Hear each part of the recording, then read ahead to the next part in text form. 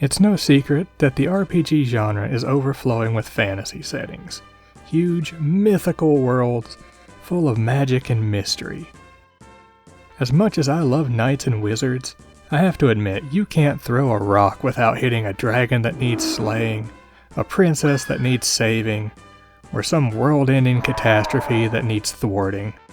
So, how about we take a little detour from the typical JRPG offerings and have a look at a game with a different theme and a much more focused story. This is Jack Move, a bite-sized Japanese-inspired RPG from indie developer So Romantic that embraces cyberpunk. Now, while not as prolific as fantasy, the RPG genre as a whole is no stranger to cyberpunk. Classics like Shadowrun, or one of my personal favorites, Deus Ex, have done amazing things with that theme. I could have sworn I had some other cyberpunk game written down. Well, I'm sure it'll come to me eventually. Now, I'm not going to compare Jack Move to those titles directly. That really wouldn't be very fair. I just wanted to throw out a few examples of the setting to give everyone an idea of what to expect, so without further rambling, let's get ready to jump into a world of futuristic technology, unchecked corporate greed, and one hacker girl on a mission. Meet Noah. She's our main character and a resident of Brighttown, which will serve as the main backdrop for the whole game. Now, I'm not going to dive too deep into the story. I'm just going to give you the context for the first portion of the game. Basically, first 30 minutes kind of stuff. So, Earth is recovering from a catastrophic event where a giant solar storm wiped out electronics worldwide. In true cyberpunk fashion, swept the corporations to seize control, leading to the rise of Monomind. Abner, Noah's estranged father, has been abducted by the megacorp, and now she must reconcile her own feelings towards him and overcome the devious company in order to bring him home. Along the way, she'll be aided by her uncle Gwen, an ex-corporate spy himself, and her partner in crime Ryder, as they work together to solve the mystery of why her father was taken, and more importantly, how to get him back. It's a decent enough starting point, nothing outlandish. Let's move on to the gameplay. Navigating the overworld is exactly what you would expect in a Japanese-inspired RPG. You'll explore the town and dungeons, get into random encounters, find treasure, visit shops, discover side quests, and talk to everyone you see.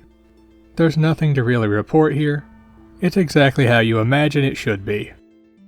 There are some nice quality of life features though, such as saving anywhere, leveling up fully restores Noah, and you can even adjust the encounter rate or just turn them off entirely. Combat is also your standard turn-based affair, with one major change being that Jack Move is a solo party RPG, meaning Noah is your entire party, so combat will be completely determined by your chosen loadout. You'll customize her abilities using combinations of hardware and software. Hardware is effectively your equipment. You can equip up to 3 pieces, and they provide various options for passives and stat boosts. Software determines your in-combat abilities, like equipping skills. To equip software, you're going to need RAM. Each piece of software requires a certain number of RAM slots to equip.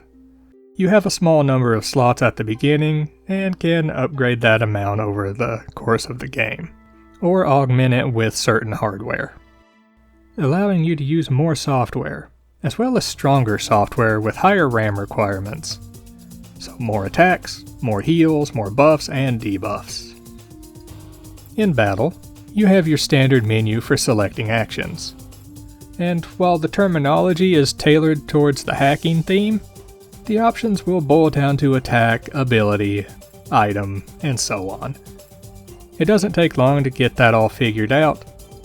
Some of the more interesting mechanics include the cash command, which functions like your defend, but also speeds up your next turn, allowing you to break up enemy turns, or even setting up multiple turns in a row for yourself. Another useful command is the install option. This lets you swap out your equipped software on the fly. Handy if you find yourself not having access to the right ability or element when you need it. These are neat mechanics, but I feel like they weren't utilized enough. Cache felt situational at best, and swapping software mid-fight with install was handy when it did come up, but I felt like I barely used it outside of the later boss battles. With random encounters, you kinda just figure out which attacks work the best in that given area, and just keep those on. Speaking of elements, there are 4 of them, 3 being cyberware, electroware, and wetware. These 3 form the usual elemental triangle of weakness. The final element is physical, which sort of exists on its own. Combat will generally come down to you figuring out an enemy's weakness through trial and error, or an ability that reveals it, and then just hitting that weakness as frequently and as hard as you possibly can. Lastly, there is the game's namesake, the jack moves. These are your limit breaks and build up over the course of a battle, and allow you to unleash devastating elemental attacks that hit all of your foes. You do have to play a short timing minigame to increase the power of the attacks, but this can be disabled in the menu, if that isn't your thing.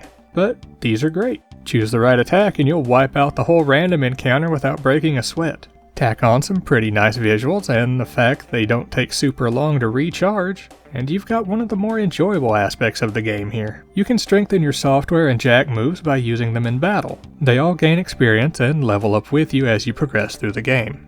Now, as I said before, this is a solo party RPG, so you only have Noah to work with. And while that makes it sort of unique, it does also bring up one issue with the combat. You kinda get stuck in a loop. While you only have Noah, you'll often be fighting 2 to 3 enemies at a time, or a boss that takes multiple turns. This leads to you falling into the pattern of attack with your best ability, take a few hits, heal, tank a few more hits, and repeat.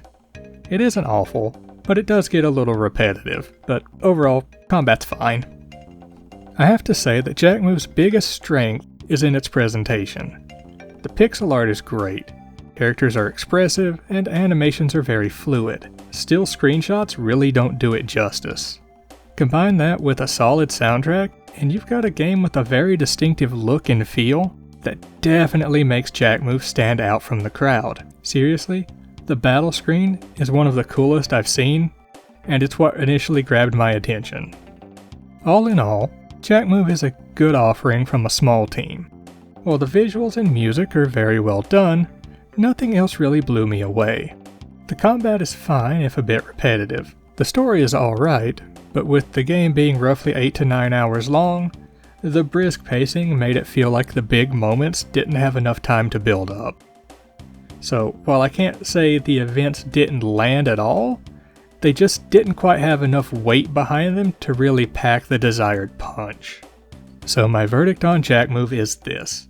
It's a solidly put together game with great presentation, but everything else is decent, not mind-blowingly good, but also there's nothing egregiously bad either. It's the kind of game you pick up and binge over the course of a weekend. That's how I'd recommend playing it. If Jack Move caught your attention and you'd like to play it yourself, it's available on all major platforms. Steam link in the description. Anyway, thank you so very much for watching. If you enjoyed this video, please consider helping me out by hitting those like and subscribe buttons.